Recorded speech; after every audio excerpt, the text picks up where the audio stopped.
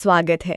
आज हम doctor Jason फंक की किताब द ओबेसिटी कोड के एक बहुत ही अहम हिस्से पर बात कर रहे हैं। ये है अध्याय 19, क्या खाएं। तो हमारा स्रोत यही अध्याय है और देखिए, मकसद ये समझना है कि वज़न संभालने के लिए सिर्फ कैलोरी गिनना क्यों काफ़ी नहीं है। असल में हम अपने खाने से इंसुलिन को कैसे प्रभावित करते हैं, शायद ये जानना ज़्यादा ज़रूरी है। आज हम उन ठोस बदलावों पर ध्यान देंगे जो हम अपनी खाने की आदतों में ला सकते हैं। चलिए शुरू करते हैं। क्या कहता है ये अध्याय? नमस्ते। देखिए, किताब का जो सेंट्रल आइडिया है वो यही है कि मोटापा सिर्फ कैलोरी का हिसाब नहीं है, ये एक हार्मोनल गड़बड़ी है और इसमें मुख्य खिलाड़ी है इंसुलिन। इंसुलिन, हाँ। जी, इसे आप शरीर का फैट स्टोरेज हार्मोन कह सकते हैं। जब ये ज्यादा होता है तो शरीर चर्बी जमा करता है। अध्याय 19 हमें इसी हार्मोन को ध्यान में रखकर खाने पीने के प्रैक्टिकल विकल्प बताता है। हार्मोन्स पर फोकस। तो अगर इंसुलिन इतना अहम है तो इस अध्याय के हिसाब से सबसे पहला सबसे जरूरी कदम क्या है, खासकर चीनी को लेकर? हाँ, बिल्कुल सही सवाल।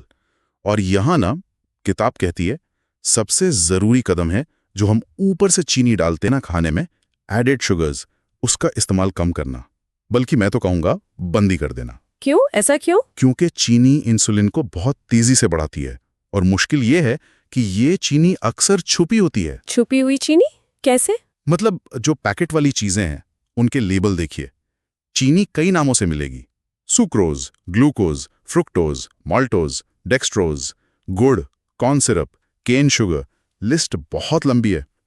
हमें पता भी नहीं चलता और हम चीनी खा रहे होते हैं। ओ, आइडियल तो है कि बिल्कुल ना लें, पर हाँ, प्रैक्टिकली जितना कम हो सके उतना अच्छा। समझ गई। मतलब लेबल्स पर ध्यान देना बहुत जरूरी है। अच्छा, तो फिर मिठाइयों का क्या उन्हें बिल्कुल भूल जाना चाहिए? देखिए, किताब का नजरिया बहुत साफ है इस पर। मिठाइयाँ मतलब लगभग पूरी तरह चीनी ही हैं। ये रोज खाने की चीजें नहीं हैं, इन्हें बस खास मौकों के लिए रखें, कभी कभार। तो रोज के लिए क्या? हाँ, रोज के लिए बेहतर है ताजे फल खाएं, खासकर जैसे बेरीज या फिर मेवे, नट्स, पनीर, ये अच्छे विकल्प हैं। और एक बहुत जरूरी बात, किताब पहले भी ये कह चुकी है, चीनी से बचने के लिए आर्टिफिशियल स्वीटनर का इस्तेमाल वो भी ठीक नहीं।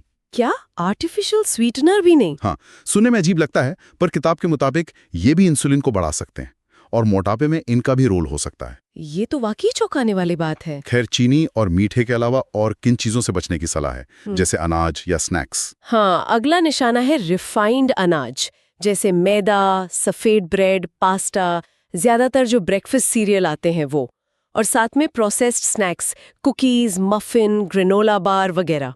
इनमें क्या दिक्कत है? दिक्कत यह है कि प्रोसेसिंग में इनके पोषक तत्व, फाइबर सब निकल जाते हैं और ये पचने के बाद बहुत तेजी से शुगर में बदलते हैं। नतीजा, इंसुलिन फिर से तेजी से बढ़ता है। तो फिर साबुत अनाज, होल ग्रेन्स, वो तो बेहतर माने जाते हैं। हाँ, सैद्धांतिक रूप से बेहतर हैं, लेकिन किताब एक और बारीक बात कहती है। आजकल जिस तरह साबुत अनाज को भी बहुत महीन पीसा जाता है ना, मॉडर्न मिलिंग जिसे कहते हैं, हाँ, उससे बना आटा भी काफी तेजी से पचता है और उसका असर इंसुलिन पर लगभग रिफाइंड अनाज जैसा ही हो सकता है। शायद इसीलिए जो पारंपरिक पत्थर चक्की का पिसा हुआ थोड़ा मोटा आटा होता था वो बेहतर था। ये बहुत बारीक लेकिन जरूरी बात है। अच्छा, खाने की बात तो हो गई, पीने की चीजों के बारे में क्या? पीने में तो मामला और भी सीधा है। मीठे पेय, सोडा, कोल्ड ड्रिंक, पैकेट वाले फलों के जूस, इनसे तो पूरी तरह बचना है। फलों के जूस से भी लोग तो उसे हेल्दी मानते हैं। हाँ, मानते हैं, लेकिन किताब के नजरिए से देखें तो वो भी चीनी का ही एक कॉन्सेंट्रेटेड रूप है, बिना फाइबर के। सबसे अच्छा है पानी। उसके अलावा बिना चीनी की चाय या कॉफी, ग्रीन टी के कुछ फायदे हो सकते हैं, पर वो भी बिना चीनी के। ठीक है, तो पीने में बिल्कुल सादगी, लेकिन क्या खाने में कुछ ऐसी चीजें हैं जो शायद थोड़ी मदद कर सकती हैं? किताब में कुछ सुरक्षात्मक कारकों का जिक्र था, जैसे सिरका। हाँ, बिल्कुल। किताब बताती है कि सिरका, खासकर सेब का सिरका, एप्पल साइडर विनेगर, वो खाने के बाद जो इंसुलिन स्पाइक होता है उसे कुछ हद तक कम करने में मदद कर सकता है। अच्छा, कैसे लेना है इसे? खाने से पहले पानी में मिला के ले सकते हैं। आपने देखा होगा कुछ पारंपरिक खानों में भी सिरके का इस्तेमाल होता है, जैसे सुशी राइस में या ब्रेड के साथ तेल और सिरका। हाँ, होता है। शायद इसके पीछे यही वजह हो। इसके अलावा फाइबर, फाइबर जैसे साइलियम हस्क यानी ईसबगोल, चिया सीड्स, अलसी और ग्लूकोमिनिन, ये सब फायदेमंद है क्योंकि ये पाचन को धीमा करते हैं। ठीक है, तो अगर हम इस पूरे बातचीत को समेटें तो इसका निचोड़ क्या निकलता है? निचोड़ ये है कि वजन का मैनेजमेंट सिर्फ कैलोरी गिनने का खेल नहीं है। हम क्या खा रहे हैं और वो खाना हमारे हार्मोन्स पर, खासकर इंसुलिन पर कैसा असर डाल रहा है, ये शायद ज्यादा मायने रखता है। तो मुख्य संदेश क्या हुआ? एक्स्ट्रा चीनी कम करें, रिफाइंड कार्ब्स कम करें, प्रोसेस्ड खाने से बचें और असली साबुत अनप्रोसेस्ड खाने को चुनें। यानी फोकस क्वालिटी पर होना चाहिए, न कि सिर्फ क्वांटिटी पर। बिल्कुल सही। अगर हम इसे बड़ी तस्वीर में देखें तो किताब का संदेश यही है कि भोजन की गुणवत्ता, वो कितना नेचुरल है, कितना कम प्रोसेस्ड है, ये शायद कैलोरी गिनने से कहीं ज्यादा महत्वपूर्ण हो सकता है। और यहीं से एक सवाल उठता है सोचने के लिए।